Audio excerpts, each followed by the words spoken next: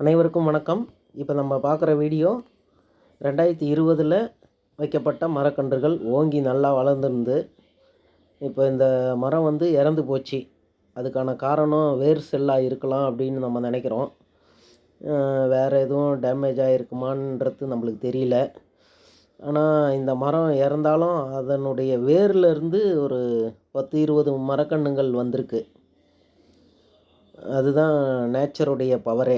அதே போல் இன்னொரு இந்த மயில் கொன்றை மரம், இதில் காக்கா கூடுலாம் கட்டியிருந்து. இந்த மரமும் அதே போல் காஞ்சி போச்சு.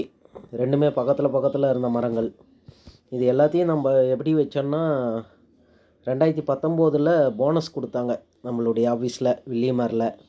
அப்போ அந்த போனஸ் காசை முழுசாக நம்ம யூஸ் பண்ணணும் அப்படின்னு சொல்லிட்டு அப்போ அந்த 10,000 ரூபாய்க்கு ஒரு 12 கூண்டு செஞ்சோம். எல்லாமே அந்த திக்கான ஒரு வலைங்கள்லாம் வாங்கி அப்போ செஞ்சது. இவ்வளோ காஞ்சி போய் அந்த மரங்கள் வெயிட்டாக இருந்தாலும் அதை தாங்கி பிடிக்குது. அந்தளவுக்கு ஸ்ட்ராங்கான அந்த கூண்டு அப்போ வச்ச மரங்கள் தான் இது.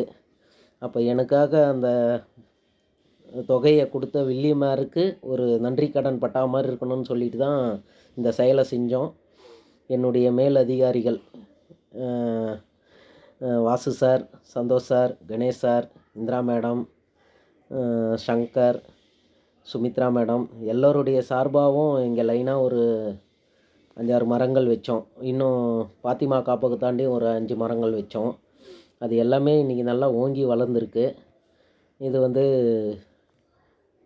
டிஐஜி சைலேந்திர பாபு அவர்களுக்காக ஒரு பதவி ஏற்றன்னு இந்த மர கன்று வச்சோம். குதிரை பிடுக்கு மரம். இதில் இருந்த கூண்டை கூட களவாடிட்டாங்க.